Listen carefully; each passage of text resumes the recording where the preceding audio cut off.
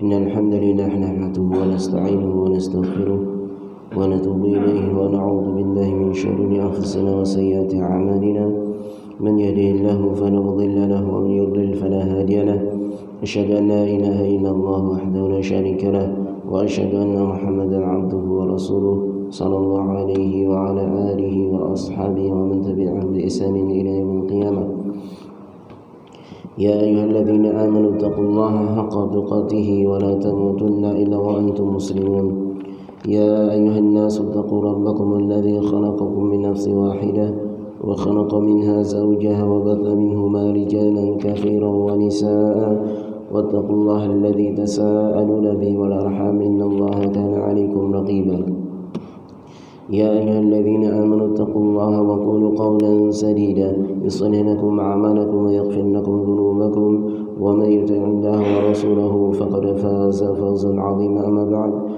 فإن أحسن الكلام كلام الله وخير الهدى هدى النبي صلى الله عليه وسلم وشر الأمور محدثاتها وكل محدثة بدعة وكل بدعة ضلالة وكل ضلالة في النار أعاذنا الله وإياكم جميعا من النار. Jamaah salat subuh rahimani wa rahimakumullah yang dirahmati Allah Subhanahu wa taala dan saya cintai karena Allah Subhanahu wa taala. Alhamdulillah kita dipertemukan kembali oleh Allah Subhanahu wa taala di pagi hari ini. Mudah-mudahan kita mendapatkan berkah dari Allah Subhanahu wa taala dengan kita memulai pagi hari ini dengan bentuk ibadah kepada Allah Subhanahu wa taala. Sebagaimana keberkahan itu awal pertama kali diturunkan oleh Allah Subhanahu wa taala di pagi harinya. Sebagaimana doa Nabi alaihi salatu wasalam, Allahumma barik li ummati fi bukuriha. Ya Allah, berkahilah umatku di pagi harinya. Artinya di awal pagi.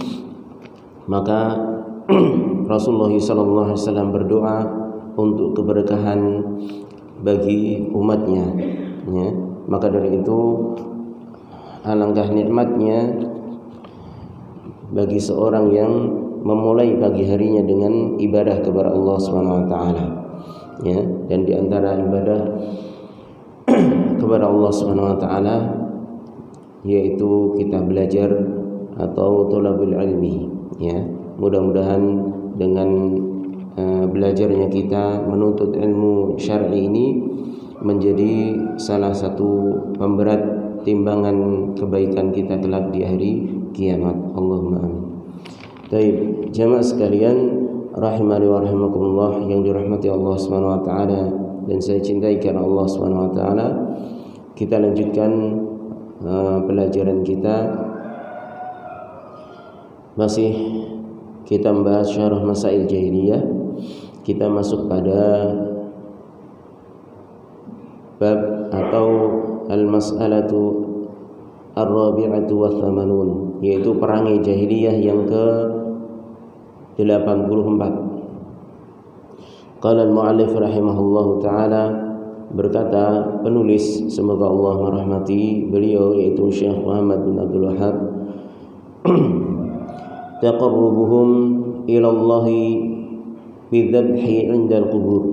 Di antara perangai dan kebiasaan orang-orang jahiliyah yang diselisihi oleh Rasulullah SAW, yaitu mereka biasa bertaqarrub kepada Allah, mendekatkan diri kepada Allah dengan cara menyembelih di sisi kubur, ya, dengan cara menyembelih di sisi kuburan. Ini diantara kebiasaan orang-orang jahiliyah yang diperingatkan oleh Rasulullah SAW dan diselisihi beliau alaihissalam, karena ini bisa menghantarkan kepada kesyirikan.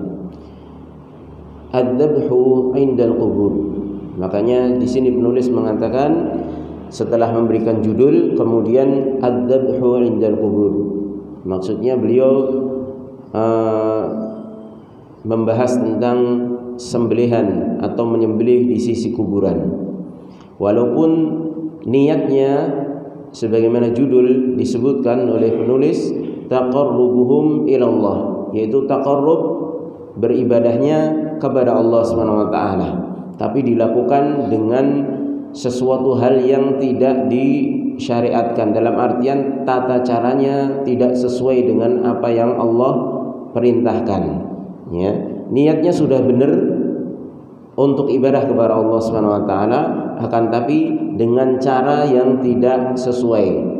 Karena sebagaimana di dalam syariat Islam, ketika Allah Subhanahu wa taala memerintahkan untuk ibadah kepadanya, untuk menyembah hanya kepada Allah Subhanahu wa taala, maka Allah Subhanahu wa taala juga memberikan tata caranya. Oleh karenanya tidak cukup seorang hanya beralaskan saya sudah beribadah hanya kepada Allah, tapi dengan caranya sendiri, maka ini enggak cukup. Karena di antara fungsi diutusnya seorang rasul kepada satu umat yaitu untuk mengajarkan tata cara ibadah. Demikian juga ketika Allah Subhanahu wa taala mengutus rasul terakhir yaitu Nabi kita Muhammad sallallahu alaihi wasallam untuk mengajarkan tata cara kita beribadah kepada Allah Subhanahu wa taala. Allah sudah menyatakan wa ma khalaqtul jinna wal insa illa liya'budun. Ya. Tidaklah aku ciptakan jin dan manusia kecuali hanya untuk beribadah kepadaku. Ini secara global. Maka tidak cukup demikian Allah memerintahkan, akan tapi Allah sekaligus memberitahukan tata caranya dengan cara mengutus Rasulullah sallallahu alaihi wasallam agar supaya mengajarkan dan mencontohkan kepada manusia bagaimana cara mentauhidkan Allah, bagaimana cara beribadah hanya kepada Allah itu, ya. Maka dari itu ini harus difahami. Walaupun mereka bertaqarrub kepada Allah, akan tapi karena perbuatannya dengan cara menjembelih di sisi kuburan, maka ini adalah sesuatu yang dilarang. Qala Allah Ta'ala, Allah Subhanahu wa taala berfirman dalam surah Al-Kautsar ayat kedua, "Fashalli li rabbika wanhar." Maka salatlah untuk Rabbmu wanhar. Ya. Wanhar ini secara kaidah nahwu ada yang dihapus, ada yang dimahdzuf, ya. Artinya fashalli li rabbika wanhar li rabbika, ya. Maka salatlah untuk Rabbmu dan sembelihlah juga untuk Rabbmu, ya, karena ini athaf, ya, mengikuti wanhar, mengikuti kalimat fashalli, ya. Kalau fashalli kemudian li rabbika, salatlah untuk Rabbmu saja, wanhar li rabbika aidan, ya, maka nyembelih juga untuk Rabbmu.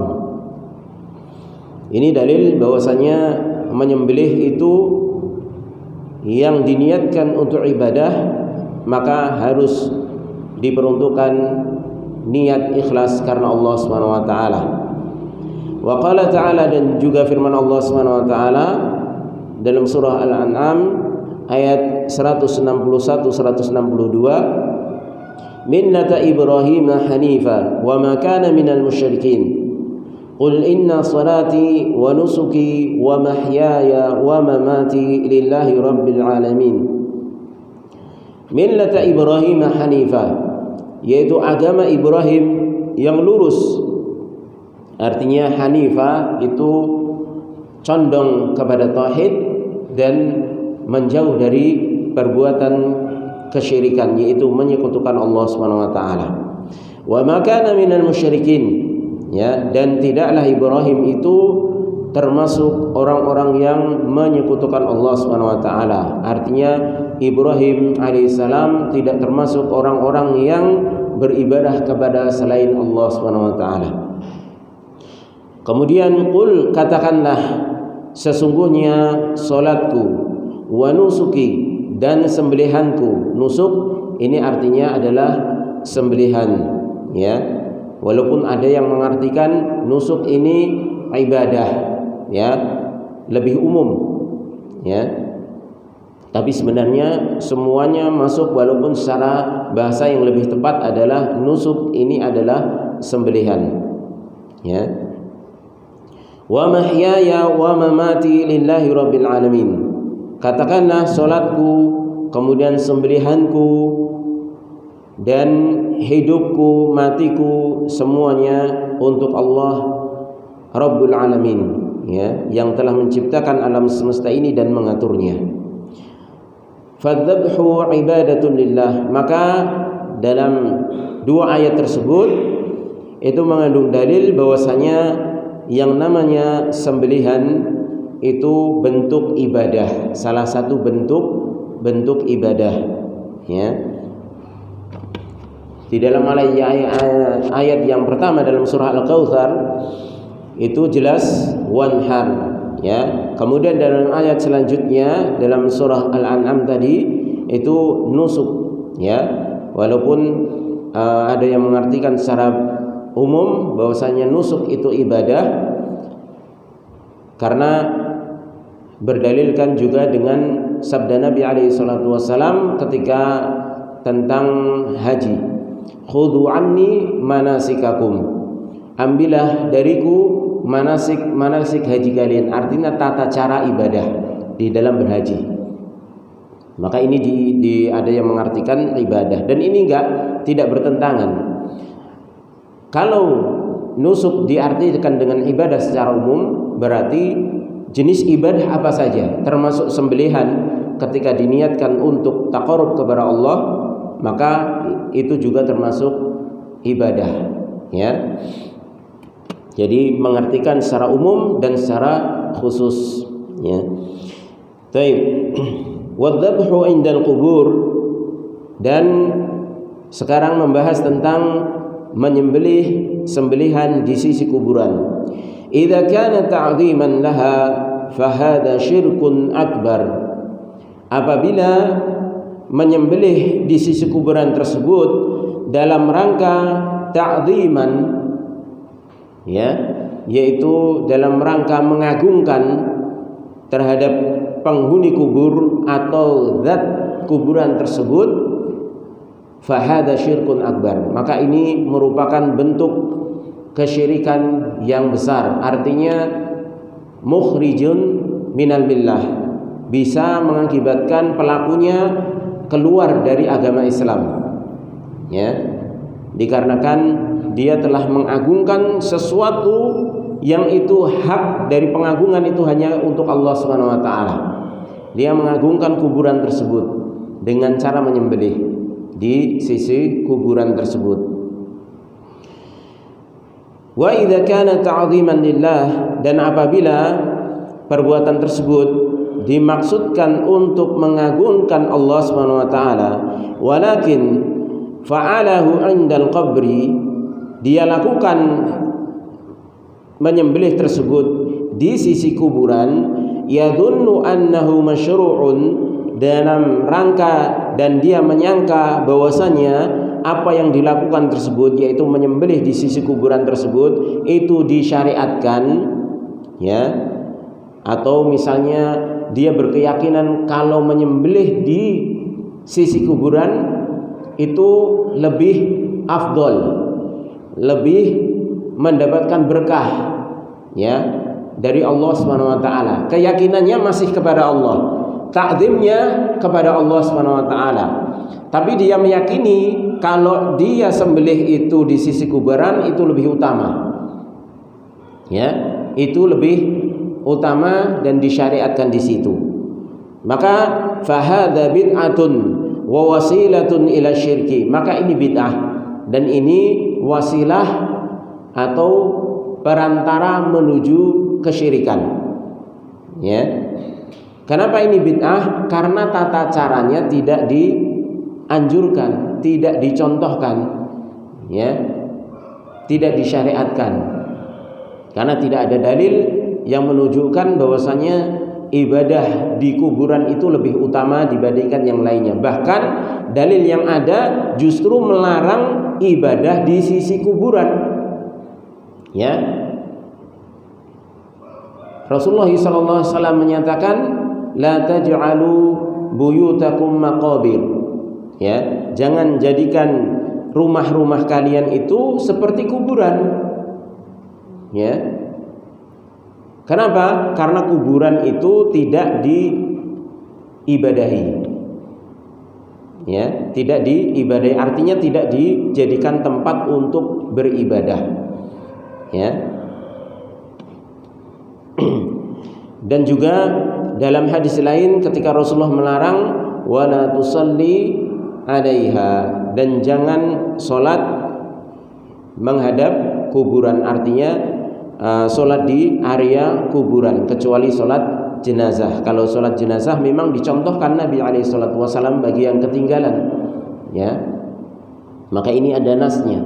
Akan tapi nas-nas yang ada secara umum itu justru melarang kuburan, area kuburan itu dijadikan tempat ibadah, ya, membaca Quran, ya, kemudian sholat seperti sholat 5 waktu, ya, kemudian menyembelih, ya, maka ini jenis-jenis ibadah yang dilarang.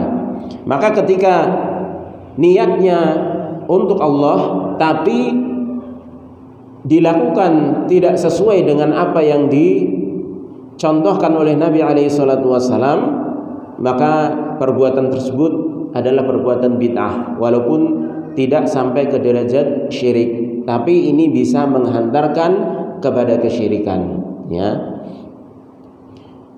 Berbeda dengan kondisi yang pertama ketika menyembelih di sisi kuburan itu dalam rangka ta'zim, dalam rangka benar-benar menghambakan diri kepada penghuni kubur tersebut, ya.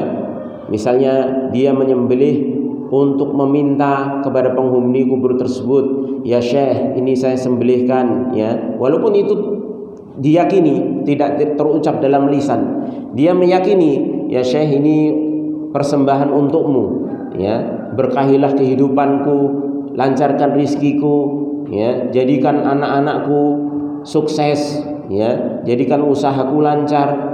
Kalau demikian maka ini syirik akbar, ya, karena dia sudah melakukan peribadahan kepada selain Allah Subhanahu wa taala dengan ta'zim, ya, dengan mengagungkan selain Allah.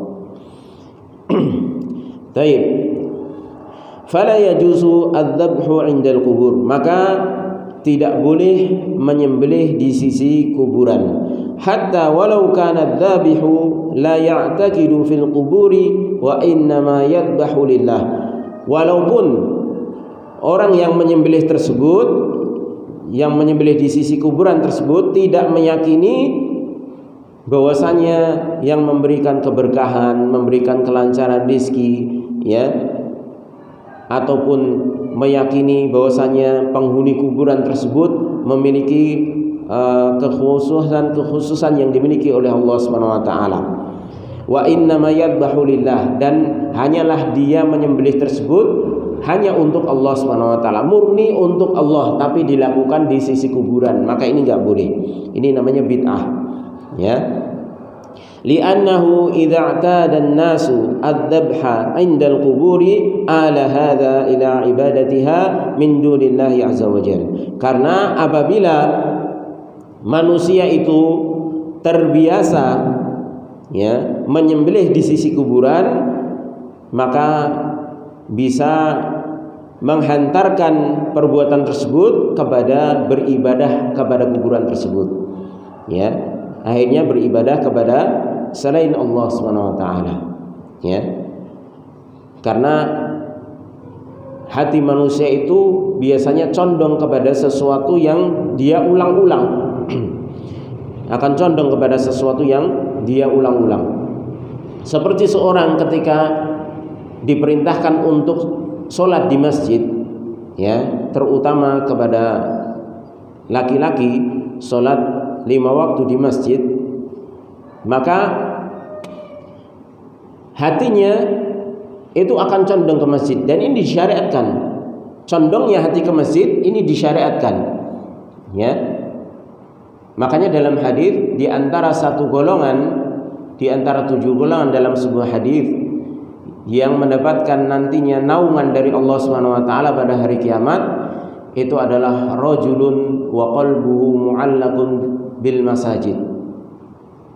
Ya, yaitu seorang laki-laki yang hatinya itu senantiasa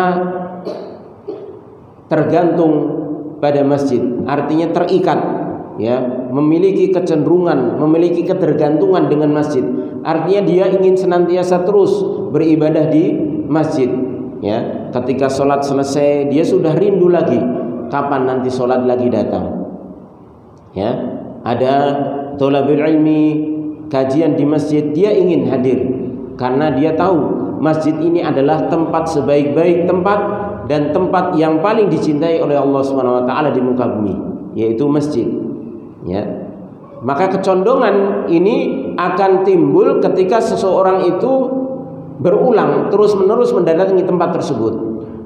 Demikian juga ketika seorang melakukan kebiasaan menyembelih di kuburan, yang awalnya hanya sekedar dia menganggap biasa saja dan dia niatkan itu hanya untuk beribadah kepada Allah Subhanahu wa taala dengan cara yang tidak disyariatkan tadi, yaitu di kuburan.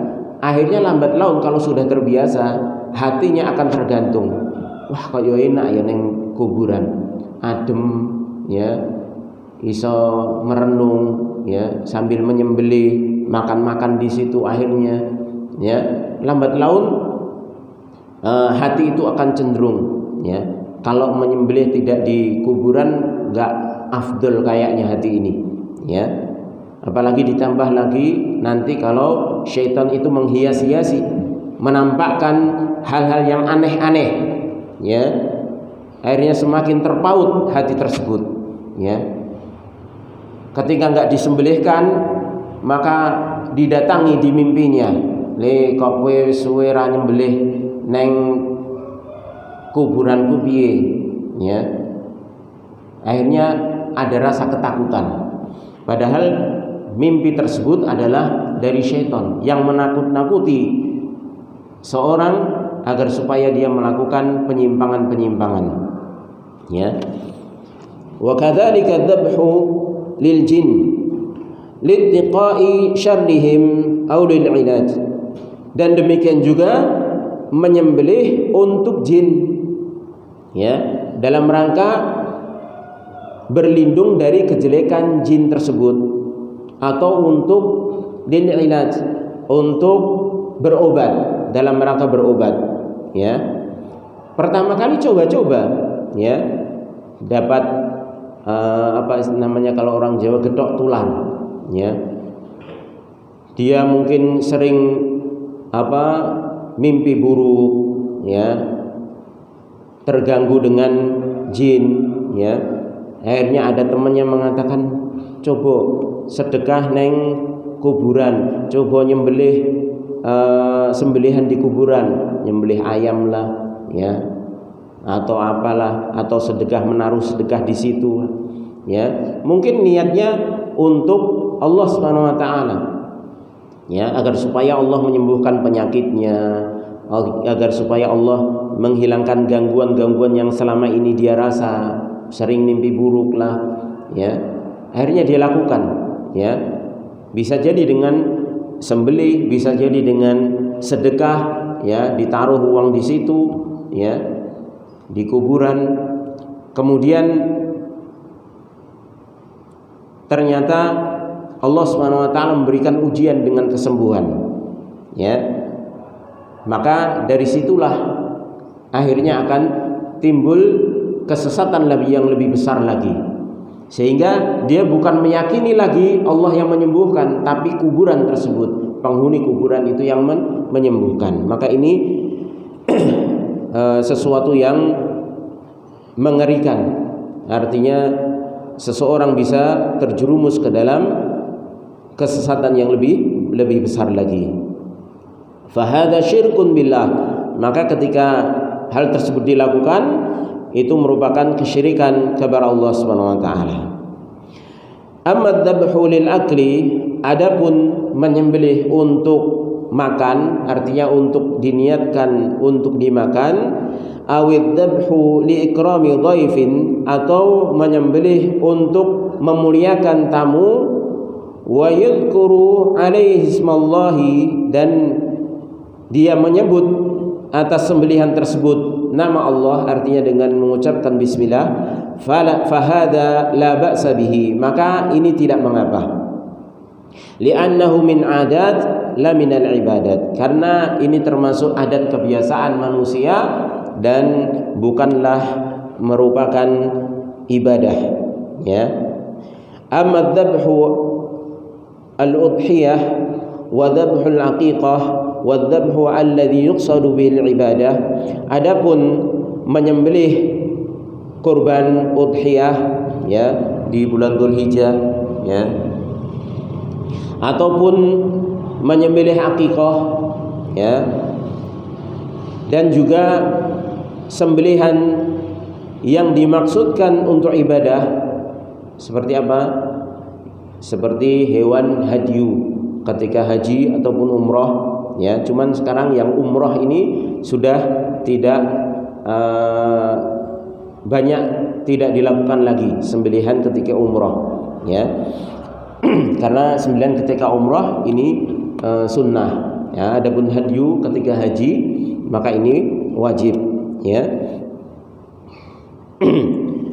Maka sembelihan-sembelihan yang dimaksudkan untuk ibadah, fahadha ibadatun lillah azza wajalla, maka ini harus diniatkan memang benar-benar ibadah hanya untuk Allah Subhanahu wa taala.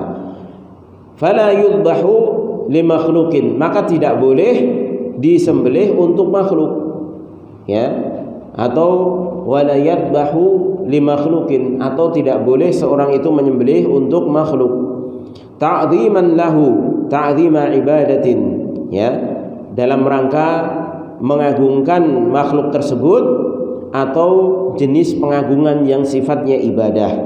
Wala yudbahu inda qabri makhluqin, dan tidak boleh disembelih di sisi kuburan makhluk, li'anna hadza ya'ulu ila ibadatihi, karena dengan menyembelih di sisi kuburan itu akan menghantarkan kepada ibadah, ya, kepada kuburan tersebut. Maka ini enggak boleh.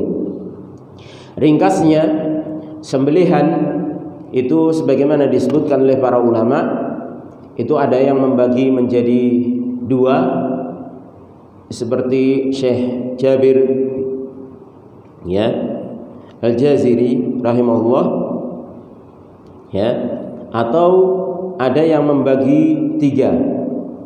Adapun yang membagi dua itu hanya secara global, yaitu sembelihan ibadah dan sembelihan adat, ya, sembelihan yang sifatnya ibadah dan sembelihan yang sifatnya kebiasaan, ya, sebagaimana yang disebutkan di sini, ya, oleh Syekh Shalih Al-Fauzan hafizahullah taala. Adapun dibagi menjadi tiga. Yang pertama,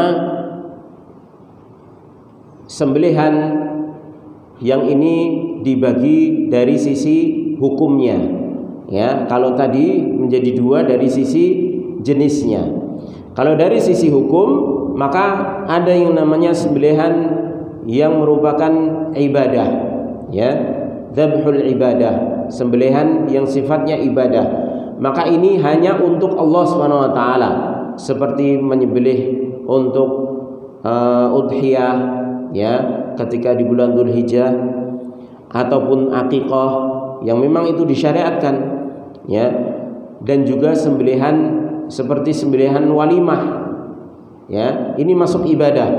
Karena Rasulullah SAW bersabda kepada seorang sahabat Abdurrahman bin Auf, ya, radhiyallahu ta'ala anhu, ketika menikah, maka Rasulullah mengatakan aulim walau bisyat, ya, sembelihlah sembelihan walaupun dengan seekor kambing, ya. Ini bersabda kepada sahabat yang kaya. Artinya kalau orang itu mampu, minimalnya kambing. Kalau orang itu mampu, minimalnya kambing, ya. Adapun bagi yang tidak mampu maka semampunya. Karena Rasulullah SAW pernah walimah itu pestanya hanya dengan gandum 2 mut. 2 mut itu 2 gini, ya. 2 cakupan 2 telapak tangan nih. Satu ini 1 mut, kemudian sekali lagi itu namanya 2 mut atau setengah sok, ya.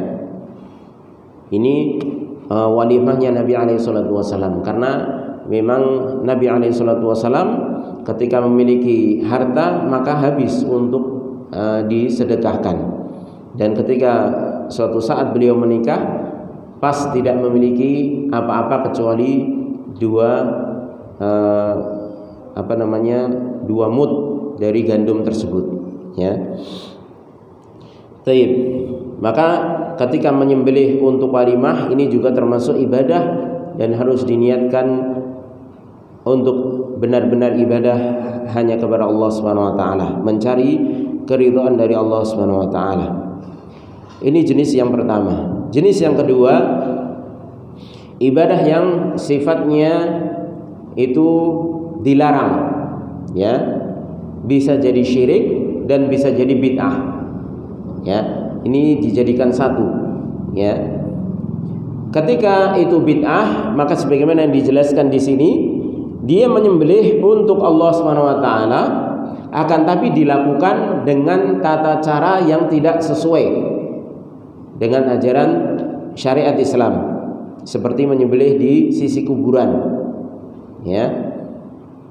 Niatnya untuk Allah, ya, untuk mengagungkan Allah Subhanahu wa taala, akan tapi dilakukan di sisi kuburan, ya.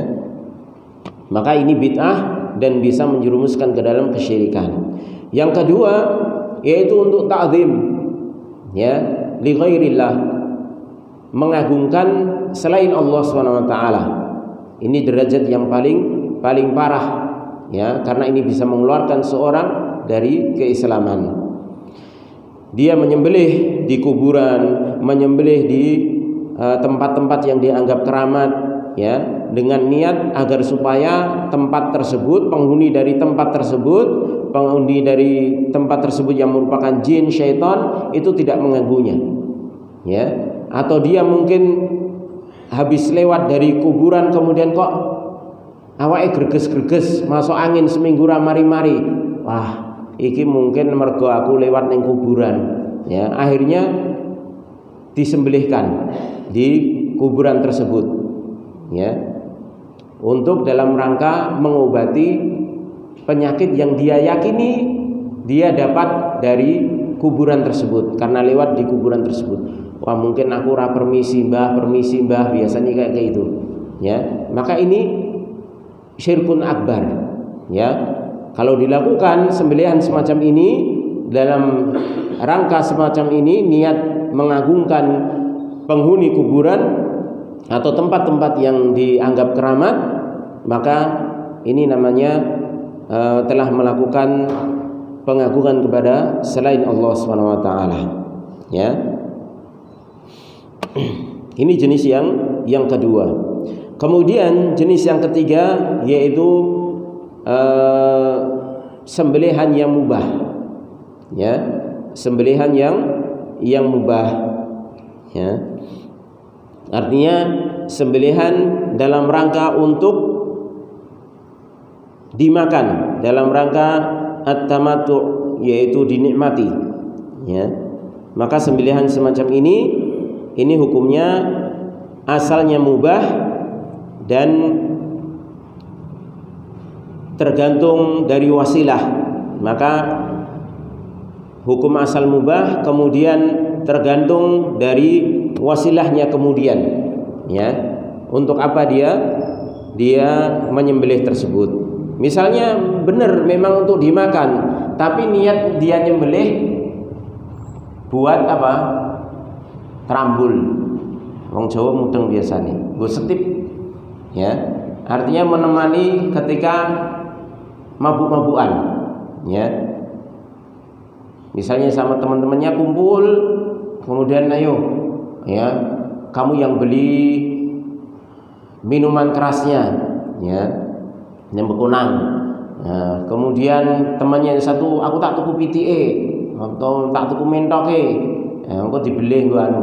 Sembelihan ini sebenarnya halal selama dia disembelih dengan bismillah, ya. Tapi yang menjadikan dia haram adalah hukum wasilahnya ini tadi, ya. Hukum wasilahnya ini tadi, ya. Karena dia membeli itu sudah dengan tujuan untuk sesuatu yang haram, ya, makanya dia diharamkan perbuatannya tersebut, ya. Baik. Maka ini jenis dari sembelihan. Kemudian juga ketika menyembelih untuk dalam rangka dimakan untuk memuliakan tamu, ikramud duyuf, ya, karena ini disyariatkan dalam Islam. Memuliakan tamu di antara bentuk memuliakan tamu yaitu dengan memberikan suguhan sembelihan. Ini sebagaimana yang dicontohkan oleh Nabi Ibrahim alaihissalam ketika didatangi 3 tamu malaikat, ya. Ada yang mengatakan malaikat Jibril, Mikail, Israfil, ya. 3 malaikat ini, ya. Itu sebelum datang kepada kaumnya Nabi Lut, ya, alaihissalam, yang merupakan keponakan Nabi Ibrahim yang menjadi nabi. Karena waktu itu yang beriman kepada nabi itu adalah waktu itu hanya keluarganya dari Nabi Ibrahim itu hanya Nabi Lut ini, ya. Sebelum membinasakan kaumnya Nabi Lut yang kaum Sodom, kaum LGBT, ya, maka mampir dulu ke tempatnya Nabi Ibrahim, ya, istilahnya mampir nenggone Pak Dini, ya, istilahnya ingin memberitahukan ini kaumnya keponakanmu akan dibinasakan, ya.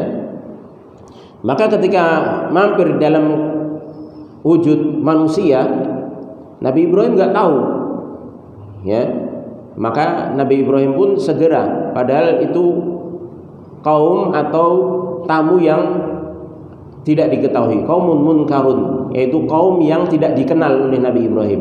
Tapi subhanallah, Nabi Ibrahim walaupun kedatangan tamu nggak dikenal, ya, tetap menunjukkan bagaimana kemurahan hati beliau, ya, Nabi Ibrahim alaihissalatu wassalam, ya.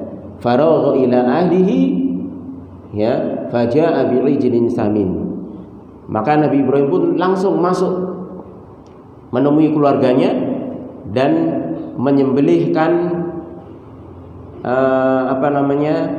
anak sapi yang gemuk, ya, bi'ijlin samin, anak sapi, yaitu sapi yang masih muda gemuk disembelih, ya, hanya untuk menjamu tamu yang tidak dikenal, ya, yang tidak dikenal, ya.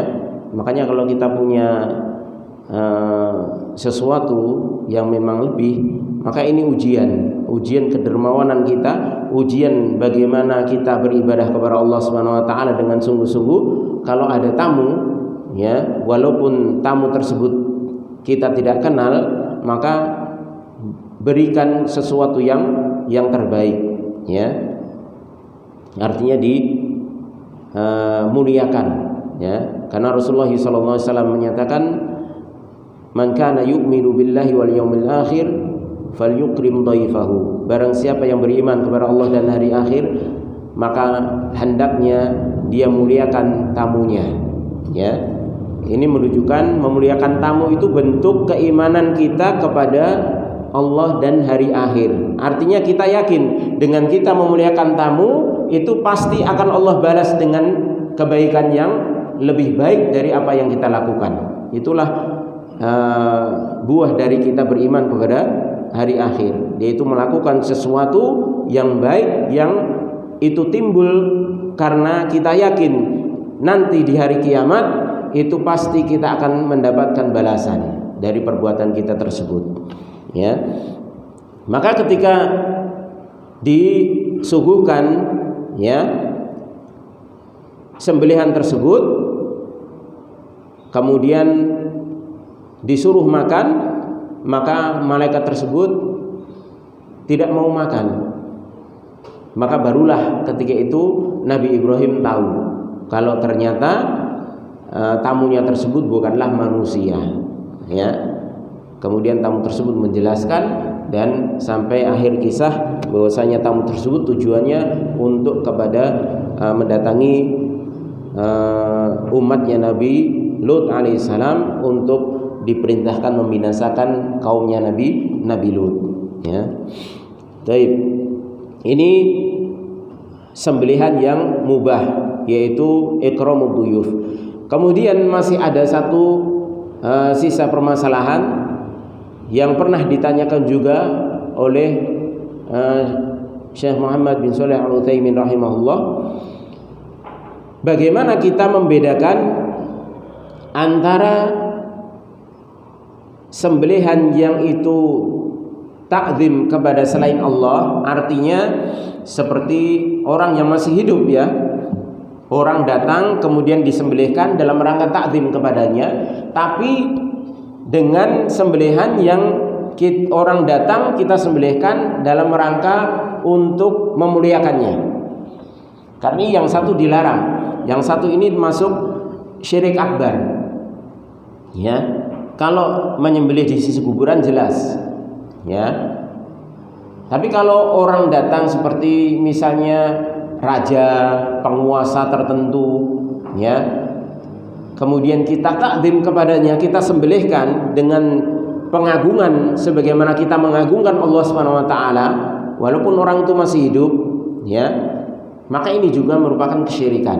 Lalu bagaimana membedakan antara ikramud duyuf dengan ta'dziman li ghairillah, ya, liqudumi syakhsi, yaitu dikarenakan datangnya seseorang. Maka dijawab oleh Syekh Utsaimin rahimahullah taala bahwasanya perbedaannya, kalau ta'dzim kepada orang seperti misalnya raja, seorang raja datang kemudian disembelihkan,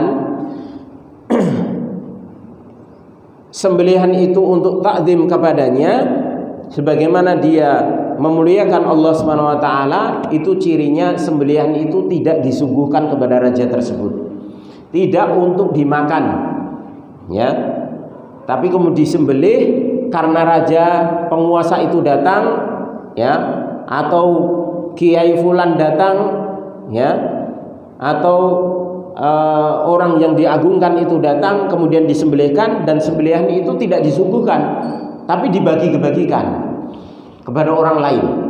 Itu namanya ta'dzim, ya. Itu ciri ta'dzim, yaitu dia menyembelih bukan niat dagingnya itu disuguhkan untuk dimakan orang yang datang tersebut, ya. Maka ini harus kita bedakan. Tapi kalau ikramud duyuf untuk memuliakan tamu, itu sembelihan itu memang kita niatkan agar tamu tersebut makan dengan sembelihan kita.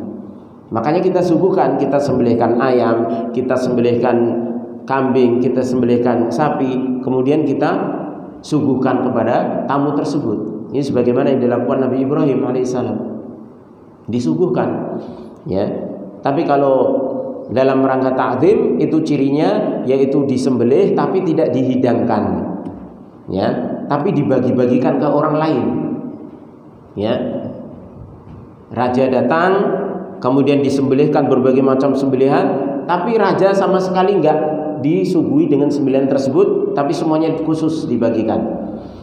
Ini namanya takdim, ya, dibagikan kepada manusia yang lainnya, ya. Jadi ini bisa dibedakan, ya, karena ini banyak sekali kejadian semacam ini, fenomena praktek semacam ini, ya, kepada orang yang diagungkan, disembelihkan tapi bukan niat untuk memuliakan dia. Dalam artian bukan untuk memuliakan karena dia sebagai seorang tamu, bukan, tapi untuk takdim, untuk memuliakan dia sebagaimana dia memuliakan Allah Subhanahu wa taala, ya.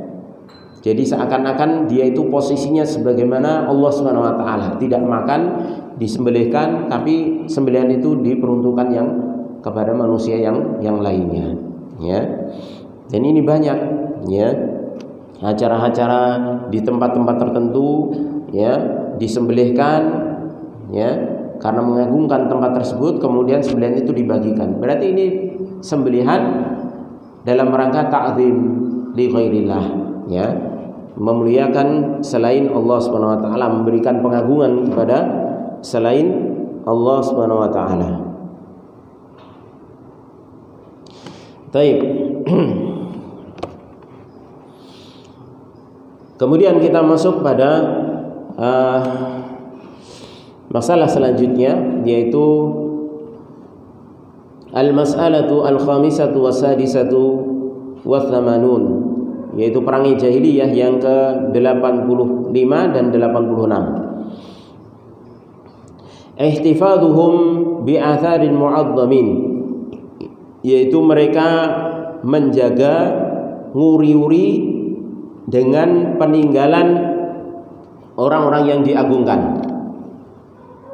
At-tabarruku bi'atharin mu'azzamin kadarin nadwah wa iftikharu man kanat tahta yadihi bidzalik, kama qila li Hakim ibn Hizam radhiyallahu anhu bi'ta makramata Quraisy faqala dhahabatil makarimu illa at-taqwa. Yang dimaksud dengan menjaga, nguri-uri, ya, bekas-bekas peninggalan orang-orang yang diagungkan, ya, artinya apa? At-tabarruk, yaitu meminta berkah dengan peninggalan-peninggalan orang-orang yang diagungkan tersebut, seperti kadarin nadwah, yaitu darun nadwah. Darun nadwah itu satu tempat di zaman jahiliyah yang itu untuk berkumpul semua kabilah, ya, untuk memutuskan perkara besar di situ. Tidaklah perkara besar diputuskan kecuali di darun nadwah tersebut. Wa iftikharu man kanat tahta yadihi bidzalik, ya. Dan juga membanggakan atau orang berbangga diri dengan sesuatu yang ada padanya dari peninggalan-peninggalan orang-orang yang dimuliakan tersebut, ya. Ini sebagaimana kisahnya seorang sahabat Hakim bin Hizam yang memiliki darun nadwah tersebut, tempat darun nadwah tersebut. Kemudian setelah beliau masuk Islam, ya, di zaman Muawiyah, tempat tersebut dijual. Maka orang-orang heran, kemudian bertanya, bi'ta makramata Quraisy, engkau menjual kemuliaan orang-orang Quraisy, ya. Maka Hakim bin Hizam mengatakan, dhahabatil makarimu illa taqwa, ya, semua kemuliaan telah hilang, telah pergi kecuali ketakwaan, ya. Artinya beliau tahu, ya, ini bukanlah sesuatu yang istimewa, karena memang Allah tidak memberitahukan, Rasulullah juga tidak memberitahukan keistimewaan darun nadwah, ya. Cuman itu hanya peristiwa, istilahnya tempat yang di situ diputuskan peristiwa-peristiwa besar, ya. Makanya darun nadwah itu termasuk di situ pernah dihadiri iblis laknatullah alaih, yang menjelma sebagai orang yang sudah tua, syekhun kabir, yaitu orang yang sudah tua dari Najd, ya, dari arah Najd, yang pada waktu itu orang-orang Quraisy semua berkumpul, ya, semua berkumpul untuk memutuskan bagaimana mensikapi dakwah dari Nabi Muhammad SAW, ya. Semua kabilah Quraisy berkumpul untuk final bagaimana mensikapi dakwah Nabi Muhammad SAW. Karena pada waktu itu pamannya Abu Thalib sudah meninggal, istrinya yang menjadi tonggak dakwah di dalam istilahnya pendanaan, dukungan, itu juga sudah meninggal radhiyallahu ta'ala anha, ya. Maka orang Quraisy semakin berani, Ya, waktu itu dipimpin oleh orang yang paling jahat pada waktu itu, ya, yaitu Abu Jahal. Ya. Maka berkumpul di situ dan dihadiri iblis dengan wujud seorang yang sudah tua, laki-laki tua dari Najd. Ya. Iblis ini ditanya, kamu dari mana? Saya dari Najd, tapi tidak mengaku. Yang namanya iblis, ya, untuk ngompori saja. Maka ketika di situ diputuskan 3 perkara. Yang pertama, mereka punya usul, orang-orang kafir Quraisy pada waktu itu punya ide bagaimana kalau Muhammad ini diusir dari luar Mekah, kemudian dibiarkan, sudah terserah, pokoknya jangan di Mekah. Di luar Mekah terserah kamu mau dakwah, terserah. Ya. Maka iblis ini protes. Nggak bisa, jangan seperti itu. Nanti kalau dibiarkan, karena Muhammad ini punya pengaruh, omongannya itu seperti orang tukang sihir, bisa mengaruhi orang-orang di luar Mekah. Nanti kalau punya kekuatan besar bagaimana? Akhirnya menyerang Mekah juga. Maka yang usulan ini dibantah oleh iblis, akhirnya dibatalkan. Kemudian usulan yang kedua muncul, kalau begitu kita cekal saja Nabi Muhammad ini, ya, di kerangkeng, di penjara, ya, biar nggak bisa dakwah sampai mati, ya, di penjara sampai mati, ya. Maka iblis pun protes, jangan, ya, karena Muhammad ini punya sahabat yang kita tahu sahabat ini rela mati untuknya, ya. Kalau tahu kabar Muhammad di penjara sampai mati, ya, maka sahabatnya ini akan melakukan perlawanan akhirnya kita akan jadi perang, ya. Maka rencana ini pun dibatalkan. Yang terakhir yang membuat ide atau muncul ide terakhir yang ini yang dilaksanakan yaitu Abu Jahal, ya, yang disebut oleh para ulama yaitu Fir'aunnya orang Arab ini, ya. Maka dia punya ide yaitu apa? Ya sudah, dibunuh saja, ya, dibunuh saja dengan cara masing-masing kabilah ini mengutus pemuda yang paling kuat, dengan syarat kabilahnya ini kabilah yang paling terpandang, yang paling kuat kabilahnya, ya. Ada beberapa kabilah, ada disebutkan berapa, ada 10 atau berapa itu, ya. Kabilah dipilih, kabilah yang paling kuat, ya, digabung satu kabilah mengutus satu orang, kemudian rame-rame membunuh Nabi Muhammad SAW.